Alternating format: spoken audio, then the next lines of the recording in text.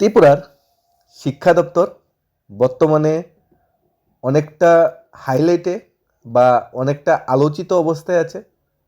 কারণ শিক্ষা দপ্তরের মাননীয় মন্ত্রী এই দপ্তরের ডেভেলপমেন্টে অনেক বড় বড় উদ্যোগ নিয়েছে।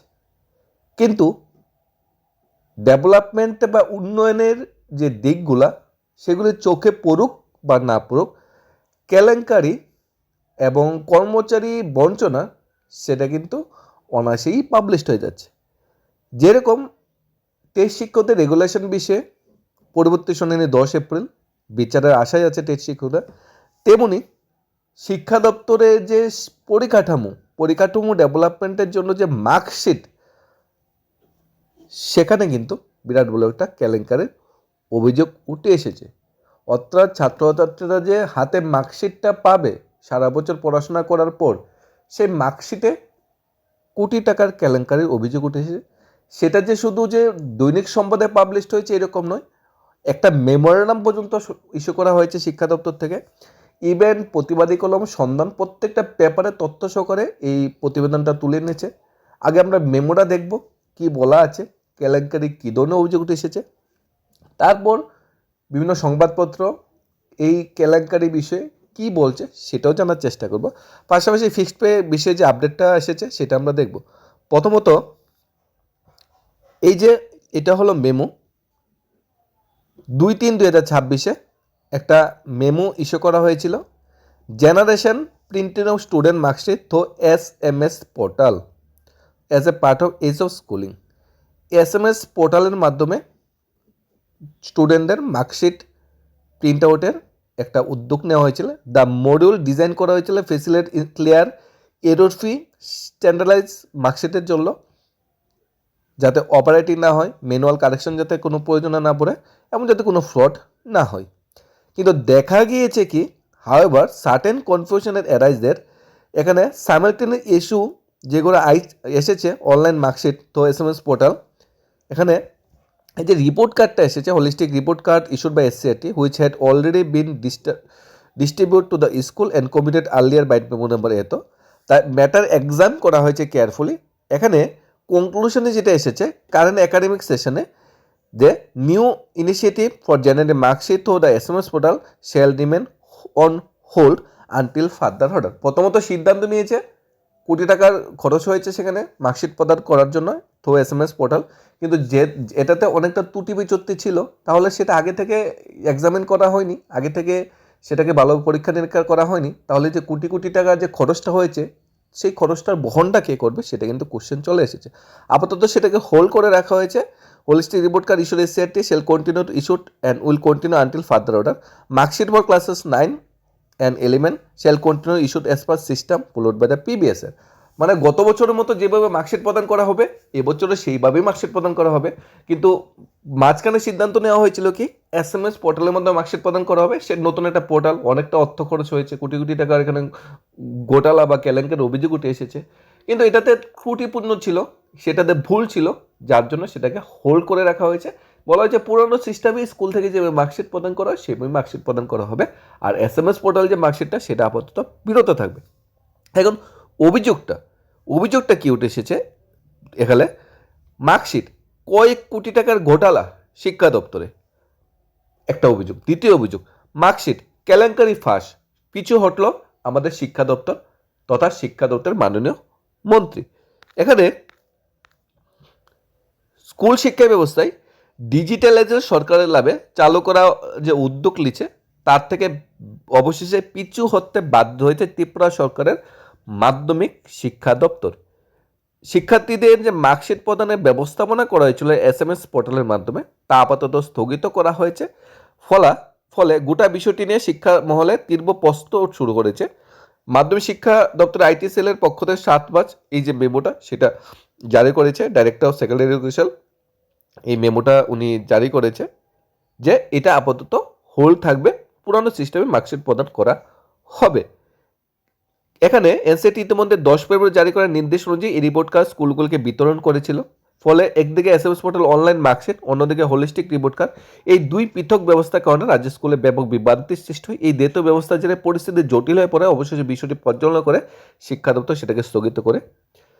এখানে পুরানো পদ্ধতিতেই মার্কশিট প্রদান করা হবে বলে বলা হয়েছে। তাহলে অভিযোগ এটাই, যে ফ্যাক্টরিতে বা উলার ফ্যাক্টরিতে যে এই বহু বাদ্যশিক্ষা আইটি সেলে পিল্টু বাবু, মাধ্যমিক শিক্ষা আইটি সেলে যে পিল্টু বাবু উদ্দিকে তো এই এসএমএস পোর্টাল আর 40টা অ্যাপ তৈরির ইতিমধ্যে কয়েক কোটি টাকা ব্যয় করা হয়েছে।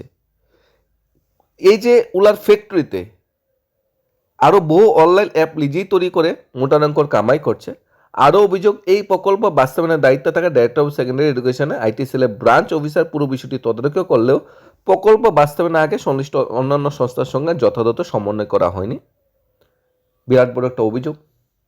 এমনিতেই একটা পোর্টাল চালু হয়ে গেছে, এমনিতেই টেন্ডার, এমনিতেই কোটি টাকা খরচ হয়ে গেছে, কিন্তু রেজাল্টটা বেরোলো জিরো। তাই এটা টাকাটি খরচ হয়েছে, টাকাটি আসলো কোথায় থেকে, সেটা কিন্তু একটা কোশ্চেন। এখানে বার্ষিক পরীক্ষার ফলাফল, মার্কশিট অলরেডি তৈরি হয়ে যাচ্ছে। আপকামিং যে মার্কশিট আসবে 9, 12, 11 তো হয়ে যাচ্ছে, পুরানো পদ্ধতিই দেবে, এবং অন্য অন্য ক্লাসগুলো সেগুলো পুরানো পদ্ধতিই মার্কশিট প্রদান করা হবে। তো মাঝখানে নতুন পদ্ধতিতে মার্কশিট চালু করা যে উদ্যোগটা নিয়েছে, সেটা মার্কশিট কেলেঙ্কারির খবরটা যে প্রকাশিত হয়েছে, এর আগে কেন সংশ্লিষ্ট দপ্তর বা সরকার এই বিষয়ে চিন্তা ভাবনা করেনি? মার্কশিট কেলেঙ্কারি খবর প্রকাশিত হওয়ার পর কেন দৌড়চাপ, সেটা কিন্তু প্রশ্ন ওঠে।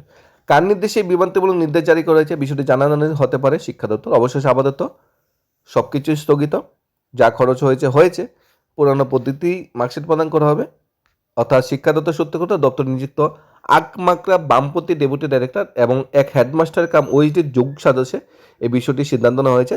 এই বিষয়ে মুখ্যমন্ত্রীর নজরে যখন এসেছে, মুখ্যমন্ত্রীও তড়িঘড়ি সিদ্ধান্ত নিয়ে এটাকে স্থগিত রেখেছে। এখন তাদের বিরুদ্ধে কি অ্যাকশন হয়, সরকার যে কোটি কোটি টাকা খরচ হয়েছে তার বিরুদ্ধে সরকার কি সিদ্ধান্ত নেয়, নাকি এইভাবেই জনগণের টাকা উড়ে যাবে, সেটা কিন্তু সময় বলবে। যদিও এই বিষয়টি খবর প্রকাশের পরে দৌড়চাপ শুরু হয়েছে, অবশেষে অনলাইন মার্কশিট তৈরির বিষয়টি হিম করে পাঠানো হয়েছে বলে দপ্তরের খবর। পরবর্তী বিচারে আসায় আমাদের টেস্ট শিক্ষকরা, মানে শিক্ষা দপ্তর রিলেটেড কোনো নিউজ পেপারে পাবলিশড হবে না, এটা ভেবে নেওয়া যায় না। শিক্ষা দপ্তর সংক্রান্ত কোনো আর্টিকেল প্রিন্ট মিডিয়া এবং ইলেকট্রনিক মিডিয়ায় প্রকাশ হবে না, সেটা ভাবা যায় না। হয়তো কোনোখানে বিদ্যালয়ে স্টুডেন্টের শিক্ষকের ক্রাইসিস, কোনোখানে রাস্তা উপরে শিক্ষকের জন্য, কোনোখানে ট্রান্সফারের সমস্যা, কোনোখানে চাকরির প্রথম দিন থেকে নিয়মিতকরণ নয়, কোনোখানে মাসের সর্বশেষ শিক্ষকদের বেতন ঠিকঠাক হচ্ছে না, কোনোখানে মার্কশিট কেলেঙ্কারি, কোনো সময় বিদ্যার্থী স্কিম নিয়ে কোশ্চেন, মানে কোনো না কোনো নিউজ কিন্তু প্রত্যেক দিনের paper, print media, social media এবং ইলেকট্রনিক মিডিয়ায় কিন্তু শিক্ষা দপ্তর সংক্রান্ত আসছেই।